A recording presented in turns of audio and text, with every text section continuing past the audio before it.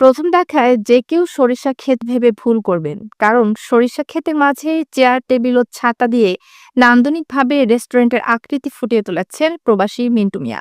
সরিষা ক্ষেতের এই রেস্টুরেন্টে প্রতিদিন ভিড় করছেন অসংখ্য মানুষ।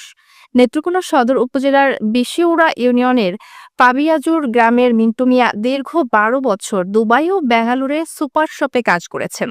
করোনা মহামারীতে দেশে এসে আর বিদেশ যাওয়া হয়নি মিন্টুর। এরপর থেকেই বাড়ির পাশে মুদি দোকানের ব্যবসা পরিচালনা করে আসছেন।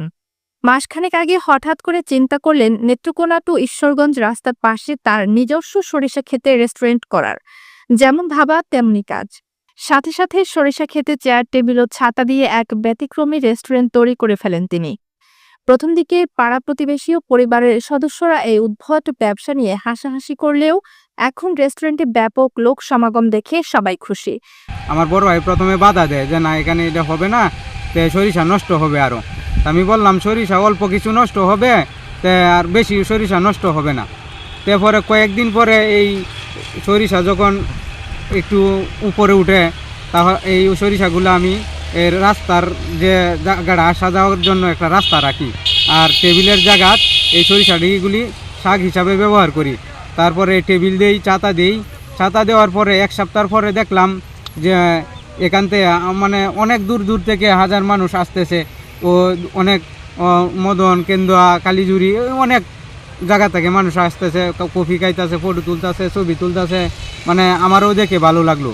আর প্রথম যখন আমি শুরু করি তখন আমার এলাকার মানুষ এবং আমার এই যে ফ্যামিলি মেম্বার যারা ছিল তারা আমাকে উপহাস করছে যে এটা আসলে পাগল হয়ে গেছে, এই সেই কত কিছু বলছে। কিন্তু এখন দেখা গেছে যে বর্তমানে যে মানুষের আনাগুনা চলাফেরা, অনেক দূর থেকে অনেক মানুষ সারাদিন আসতেছে, তাদের দেখে গ্রামের মানুষও খুশি, আর আমার ফ্যামিলি মেম্বার যারা আছে, আমার বড় ভাইরা সবাই খুশি। এখন সবাই আমাকে বাহবা দিতেছে। সরিষা ক্ষেতের রেস্টুরেন্টে ব্যাপক সাড়া পেয়েছেন মিন্টু। প্রতিদিনই তার রেস্টুরেন্টে ভিড় করছেন বিভিন্ন শ্রেণী পেশার মানুষ। প্রতিদিন সকাল থেকে মধ্যরাত অবধি সরিষা ক্ষেতের রেস্টুরেন্ট দেখতে আসে মানুষেরা। মানুষের আগ্রহ দেখে আগামীতে ব্যাপক আকারে রেস্টুরেন্ট করার পরিকল্পনা করছেন তিনি। প্রতিদিন তার দোকানে ১০,০০০ টাকা বিক্রি হচ্ছে বলে জানান। আর সরিষা ক্ষেতের রেস্টুরেন্টে কাজ করছেন মিন্টুর আত্মীয়রা। এতে কর্মসংস্থানও তৈরি হয়েছে।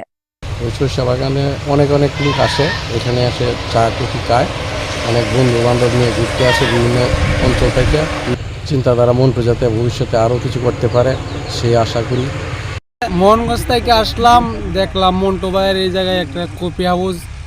ফেসবুকে ইউটিউবে দেখার পরে মন্টু ভাইয়ের কফি হাউসে আসলাম, অনেক ভালো লাগলো।